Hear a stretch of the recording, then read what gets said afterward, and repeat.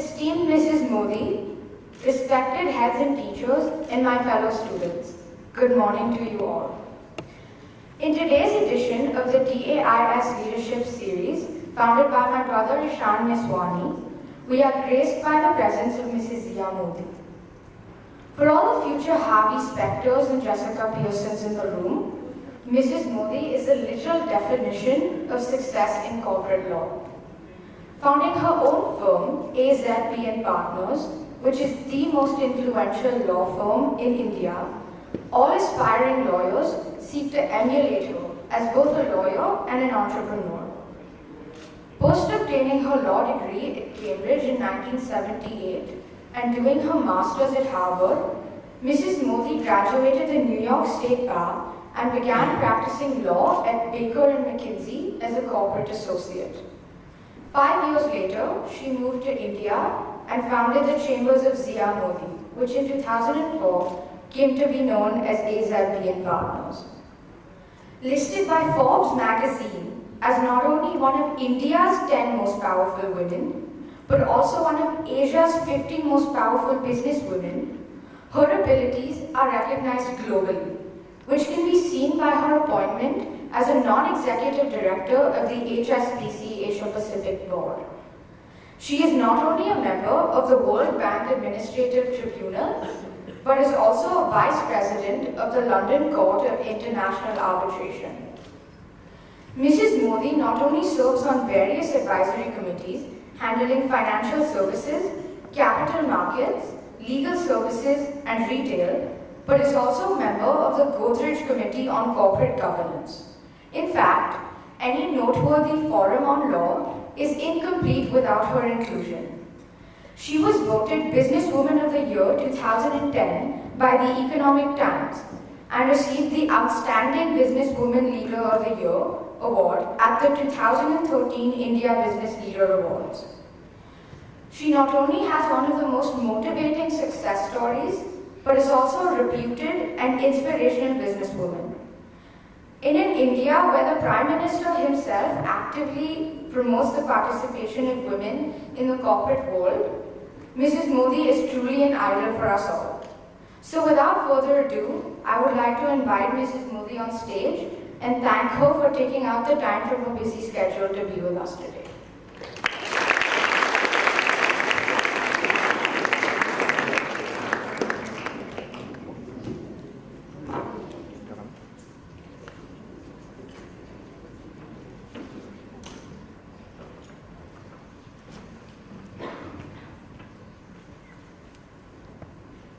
Good morning, everyone. It's a real pleasure to be here, and I must thank Elena for inviting me.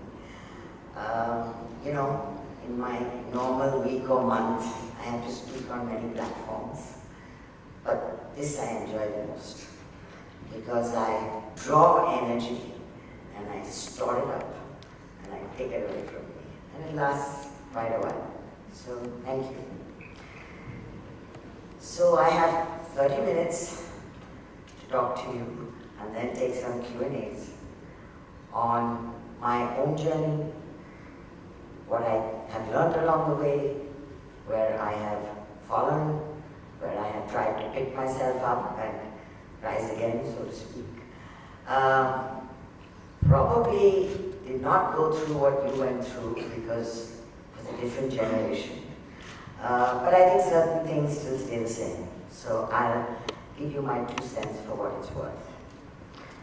So I was asked to talk about what were my dreams and what did I do when I was learning and studying. And with me in the audience today is Zareen, who has been in JP Pettit before she came here for as long as JP could remember. And Farida, who was 1 year junior to me and went through the entire school with me, and have remained my dear friends and trusted companions for decades. So when you start a school, what do you make? You make friends. And what happens to those friends? They remain friends if you take the effort to remain friends. Don't take these young friendships for granted. They are precious, but they need nurturing. And even even if you can count 5 friends which are true to you throughout your life, you've got 5 jewels. I remember there was another school friend of mine, Anita, who some people know. She was in school with me as well, and I remember that my daughter used to cry every day when she used to go to lower KG, simply because she just felt abandoned. And we were in Kenya, and I was flying back, and I was saying, this can't happen, why is she just out for 4 days? And my dear friend, who had a lot of busy things in her life, came every day for those days, sat outside the class, let my daughter know she was there, and came back home. Time is precious, life is busy, and so as I say, time is not only the enemy, but time is the gift that you can give to the world.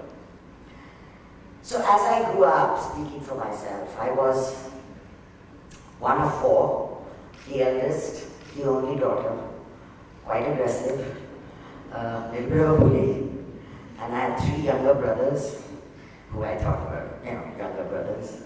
And I had a set of parents, and a father who was a up-and-upcoming, well-known lawyer at that time, making his way.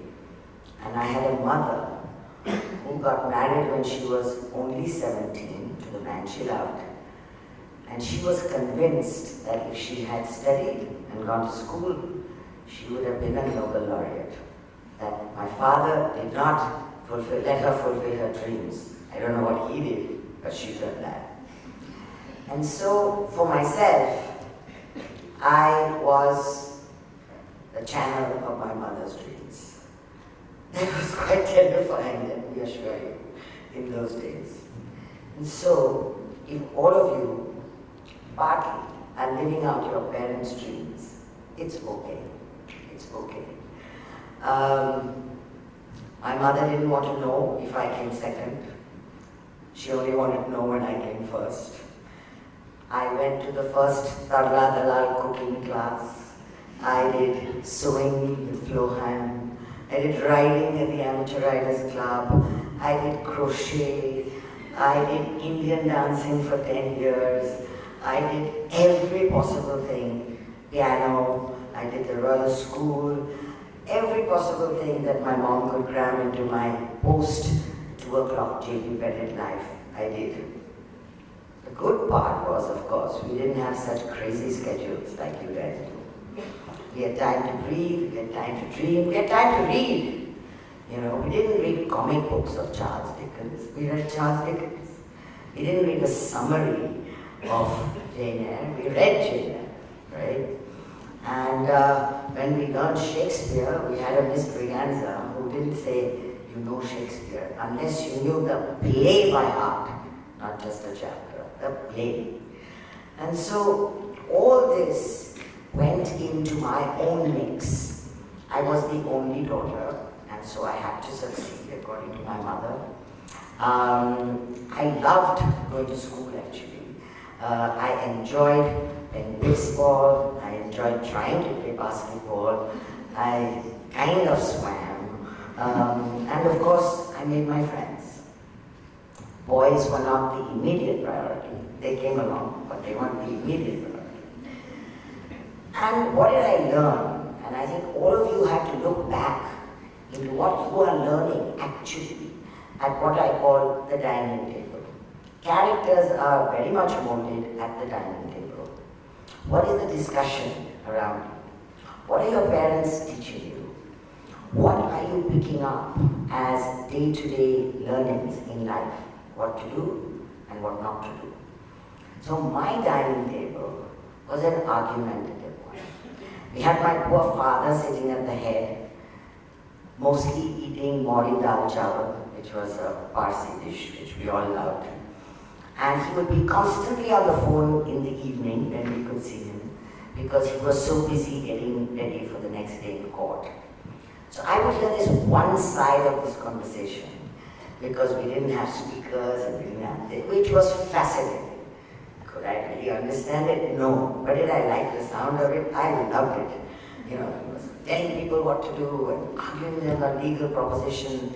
and saying, but this case law has to say this. No, I think this is overruled. Check out for that. And so the buzz on the table was not actually from my father's side about family, what did you do today, darling? But this was the argument and the debate that was going on. Side by side, my mother was saying, what did you do today, darling? And so all these cross connects took place on the dining table. What do you learn? Values. And are you, if you are a girl and a boy on the dining table, feeling you're equally treated by your parents? I think in this audience, the answer should be yes. And I therefore grew up, really, without really feeling any different. I always joke that there's one man and 3 women in my sibling family. But really, it is how you are growing up mentally.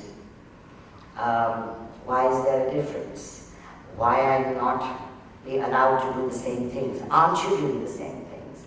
And so why is this so critical? Because the new generation has to be the one that cracks the gender issue. Yeah? Maybe your parents still have a bit of it. Your grandparents may have more of it. But you have to crack it. And it's all here. It's all in the head. And so I grew up really thinking I can do anything that anyone can do. I was motivated to think that I could do anything that anything could do. And you know, when I wanted to get married to my husband, who was my childhood sweetheart, my mother heard the word marriage and she put me on a plane to England within 2 weeks. She said, go. I said, go where? I have no admission. Go. So I went. Was in London, no admission, scrambled, got admission in a law college for a year. And she said, I think you should go to Cambridge. I said, I'm in London, I like London, I'm enjoying London. Go to Cambridge. So I went to Cambridge.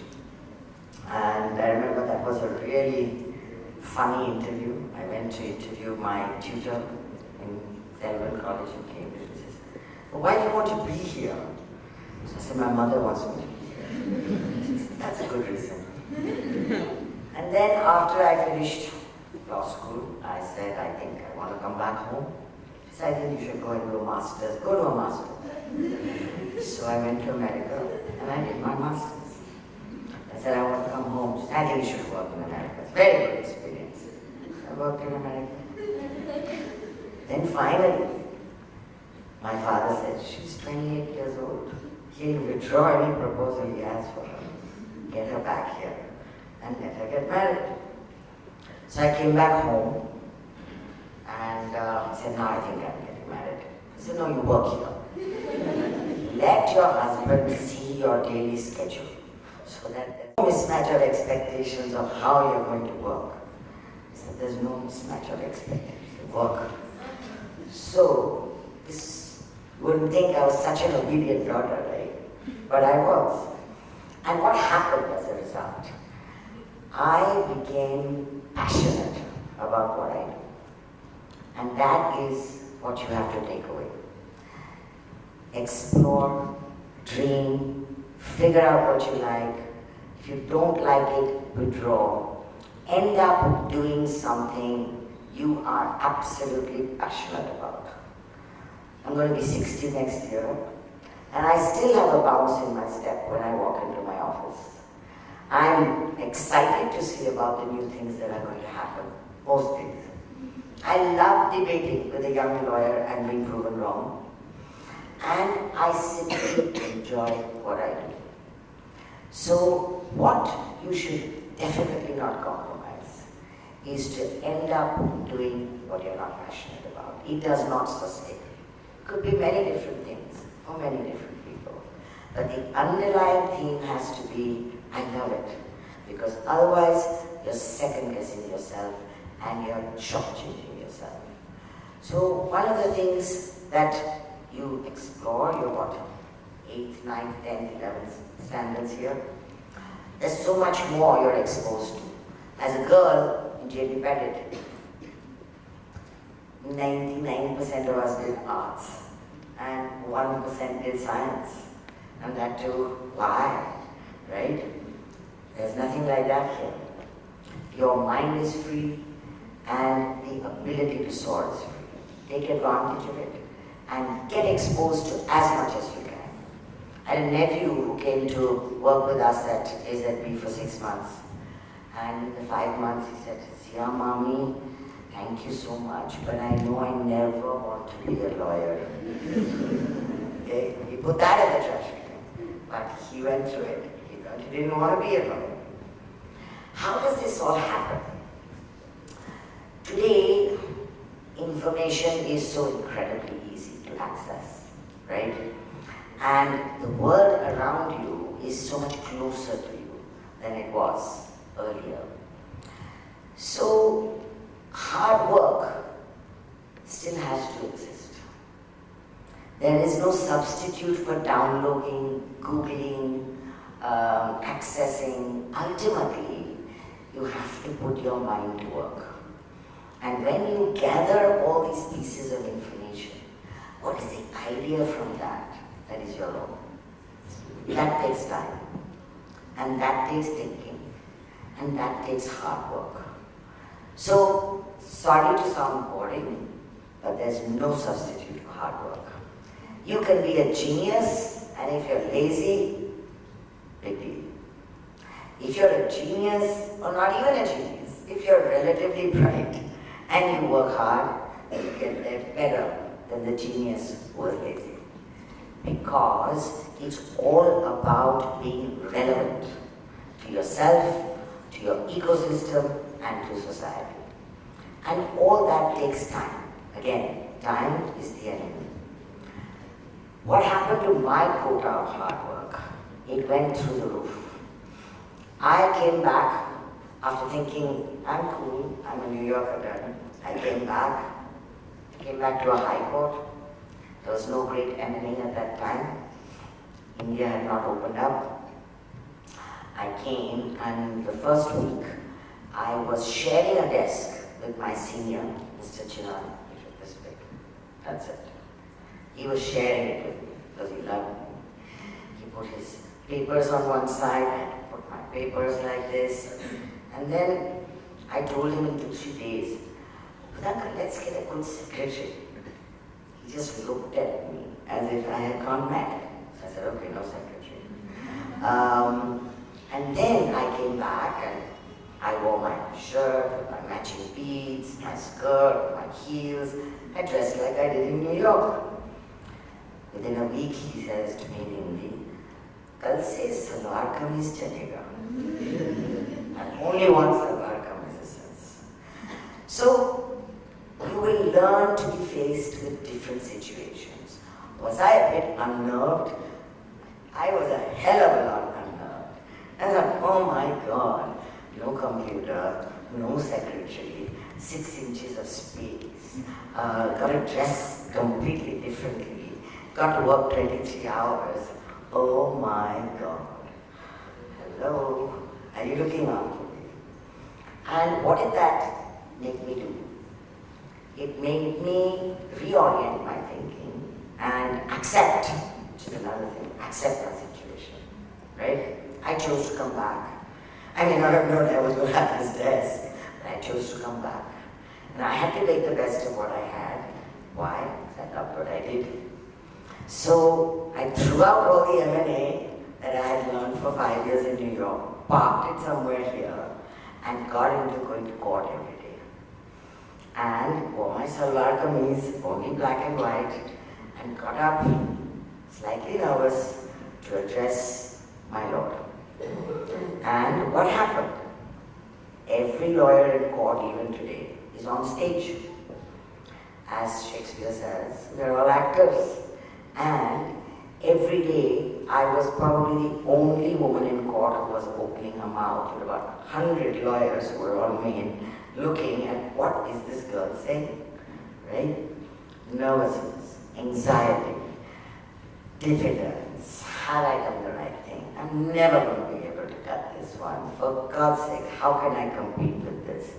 But just took a deep breath, sat down, prayed a bit, cried a bit, and decided I have to go back the next day. So, courage. Make sure you retain your dollop dose of courage. It stands by you, it takes you to the next step, it takes you to the next wave that is going to come hurtling at you. And are you going to get waves? You better get waves, right? There is no life that is a calm sea, right? God tests us in many, many different ways. So are you going to get those waves? Sure you are. What's going to make you go over them? Yourself. Have you been able to have the backbone that you've developed now at this age? You're not going to develop it when you're 30. And how are you going to make sure that it straightens out quickly? Yeah, we all curve. How soon are you going to flip back again? So when I lost cases, when I worked really hard but missed that one case that could have helped me, when my client thought, what the hell am I doing? Giving my case to this young girl, forget it, I'm not going to make it. All these were moments of terror, right? You almost give up sometimes, and so will you. You will reach very low points in your careers sometimes, and you're not alone. It happens to everybody. What takes you out? Passion. What takes you out of that? Courage. So, that's why. Make sure you end up doing what you like, or you will not be able to sustain the low points of your life. When we were young, gap year was an actually not heard of phrase.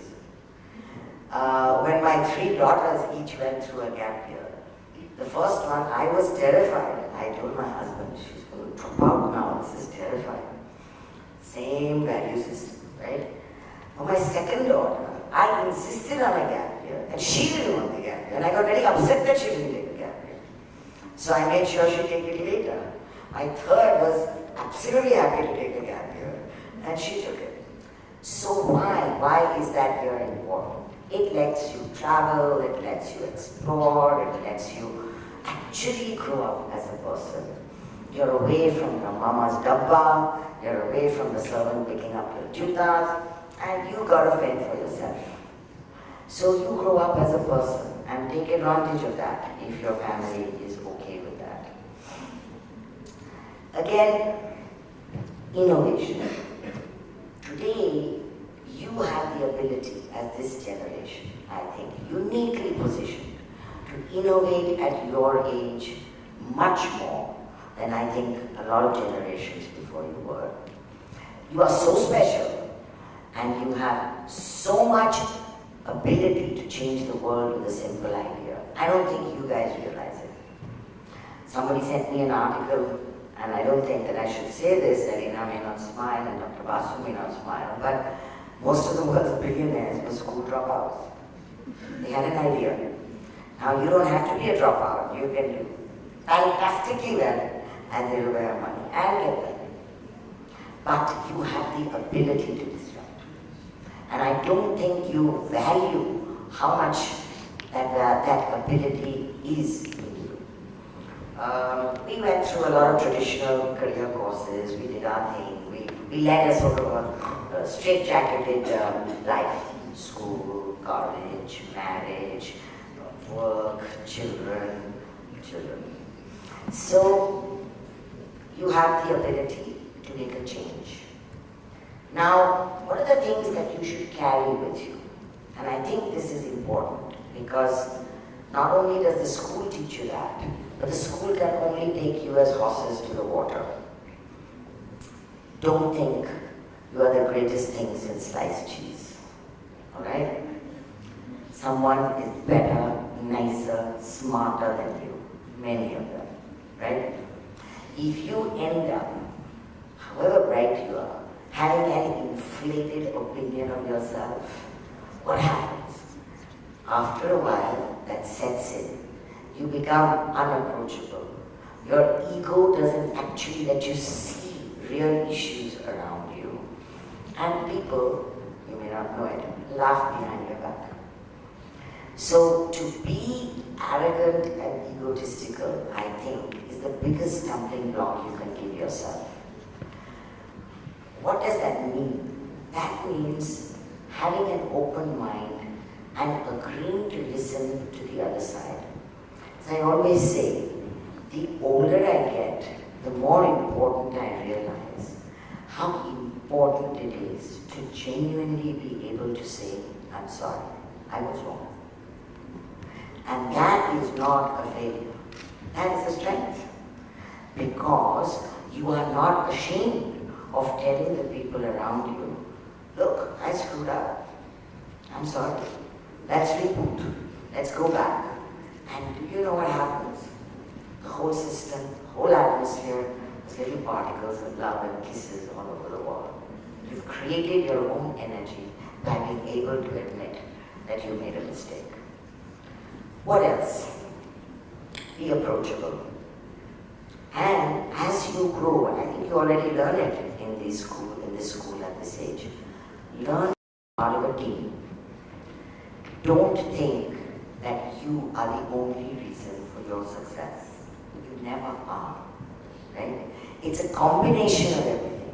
As far as you are concerned, learn to know what it is to be inclusive, to collaborate, to debate, and to function as a unit. A sole general is lonely, right? A good sergeant, thousands of people will give their lives for. So you need to know how to be a good leader or a good team builder. I think that is really, really critical. And what else? What else, which is the most important thread throughout your career now and onwards? Integrity. If you are not true to yourself, you will not be true to the career that you choose. If you are not true to the career you choose, you will not be successful in the career you choose. And why is that? Why is that? And what do I mean by integrity? I don't mean be a goody-goody and, be an angel and get the two wings. I mean, you have to be true to yourself. As a lawyer, I face these dilemmas all the time, almost weekly. I have a client who's in trouble, needs some advice, needs a little bit of and he or she comes and says, come on Zia, don't be so conservative. Yeah, play. And these are difficult choices, right? So after you've finished thinking about everything, what do you have to ultimately decide for yourself? I am going to do what I believe is the right thing, right? So how do you even decide that? How do you decide that it's the right thing? If you don't have domain in what you do, you can't decide that it's the right thing. So if I was a lawyer who didn't know what the law was, so what am I deciding, right? If you are in your own careers and you don't know what the domain is in that, how are you going to make the right decision? So with that comes domain. With that comes the ability to be honest. So I often tell this story to a lot of young people. When I first started being a lawyer, my father gave me two pieces of advice. First thing he said was, see what everybody else is charging and charge less. So you'll get all the work. You want work? Just charge less. The next thing he said is that every client that comes to you, please think he is a necessary evil. That's how you have to approach it, because you have to think you're fine. Now when I tease my clients when they push me, this is what my papa said. Now I can tell you, you're not even necessary. So behave yourself. So you need to have the gravamen, the gravitas, to be able to control your destiny and to make sure that that gravitas is part of your decision making in your career. So for me as a lawyer, I'm no longer a business lawyer. I know the law, but I am, I hope, to many of my clients, the ultimate dream. I am their trusted advisor. They come to me not because they want to know what section 27 of the Contract Act says. They come to me because they say, okay, you've been briefed, you know everything. Yes? Yes or no? And that's a very, very responsible task on your shoulder. Yes or no? He's going, not wholly, but in a large part. That's why he's called you at 11 o'clock at night. that's why she's called you at 11 o'clock at night. Yes or no? This is the responsibility with which you have to think you will deal with your world around you. That people will want your judgment, that they want it for the right reason, and you give it, it is a responsible yes or no on which many things will be based. So, really, my own journey is still hard work. I still work 12 to 14 hours a day. I still enjoy myself. Sometimes I get tired. I hate getting up in the morning. And I hope that all of you are able to latch on to this dream. You know, money, which is a big motivator to many of us, especially when we are young, is important. But believe me, money comes when you have the passion. And then sometimes, as I say, I don't even have the time to go shopping.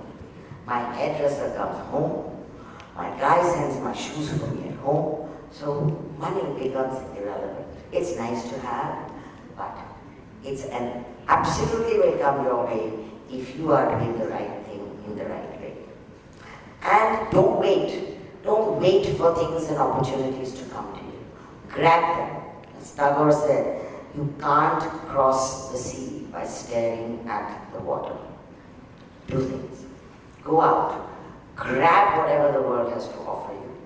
And when it comes and you have your turbulent times, I have a new little frame in my office where I've moved, and I'll end with that, which says, life isn't waiting for the storm to pass. It's about learning to dance in the rain. So, thank you. Thank you very much, folks. Mrs. Mody, powerful and very human presentation. Thank you.